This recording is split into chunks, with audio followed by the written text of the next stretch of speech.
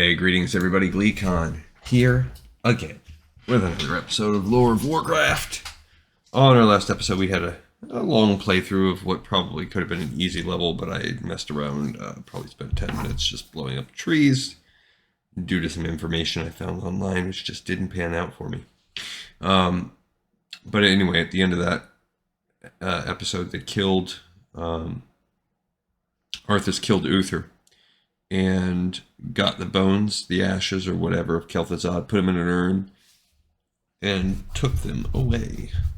Then we saw that the Dreadlords they're sort of, kind of, they don't trust Ner'zhul and Archimonde, as they kept saying. Although I don't know, until I need a better source before I call it Archimonde. I always pronounced it Archimonde. I guess Archimonde could be. Anyway, so stay a while and listen to this. One's called Path of the Damned. I don't know what it's about. Recovering Quel'Thas's remains fell to his killer, Arthas Menethil. The Death Knight had no reservations about helping his former enemy. His only concern was to serve the Lich King's will, and serve it he did. He rallied a force of undead and marched on Anderhall, the site of Quel'Thas's death. So we probably should have read this one first. A shroud of decay had settled over the city and the surrounding region.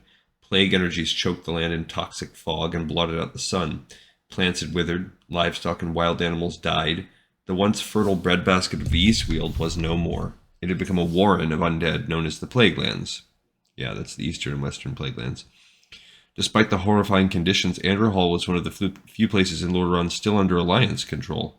Uther the Lightbringer and many of the surviving paladins had gathered in the city.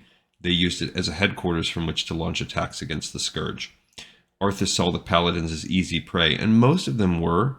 He stormed into Anderhall and cut down the holy warriors, the men and women he had trained with and fought alongside, and that's what we just did. Uther did not fall so easily. He held his own against Arthas and did what no one else ever had. He bested the Death Knight in combat, and sent the unholy warriors sprawling to the ground. He did make me run away. Victory was within Uther's grasp. One blow from his light-infused hammer. That was all it would take to end Arthas. But the blow never came. Though Uther was mighty, he was not as swift as Arthas. The prince recovered and struck at the paladin again and again. Arthas gave no quarter to his foe. The apprentice who had once trained under Uther, who had once been like a son to him, finally plunged Frostmourne into the great paladin's heart. As he watched his former mentor die, Arthas felt nothing. Uther was just an echo of some other life, a ghost from some murky, half-remembered past. Uther's death heralded the end of Anderhall's resistance. The city fell under Scourge control. Arthas recovered Quel'Thas's remains and set out for the next leg of his journey. The Lich King had convinced the Dreadlords that they could do more than simply resurrect Quel'Thas. They could transform him into a lich, a spectral being infused with magic.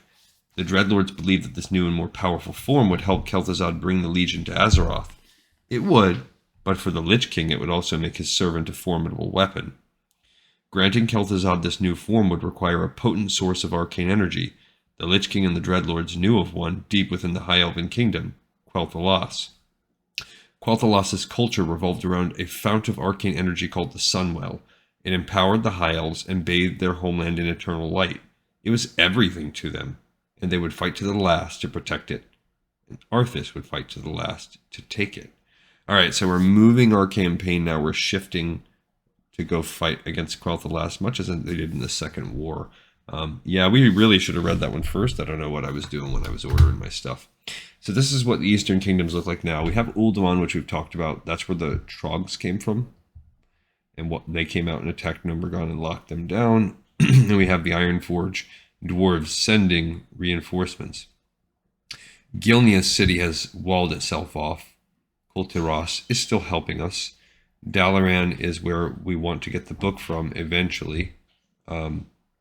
Silverpine Forest, Lordaeron, this is all becoming infected capital city. We're not there yet. All of that hasn't become infected yet, but we know it will. Just because of the state of World of Warcraft. Anderhall is what we just took. And this is all the Plague Lands. Stratholme we already fought down. And we are now going to be marching in this direction up to Silvermoon City as the undead. Ultimately to take the Sunwell, which if you play Burning Crusade and the Scourged lands going through the Isle of Quel'Thalas, or maybe it's just Quel'Thalas, I can't remember if that one's Quel'Thalas or if the tiny one is. Anyhow, yeah, so we're very much getting what we know. What's called Quel'Thalas here, I think is actually, it is Quel'Thalas, but that's in BFA. Those are the 3 islands, Drustvar and Storm something.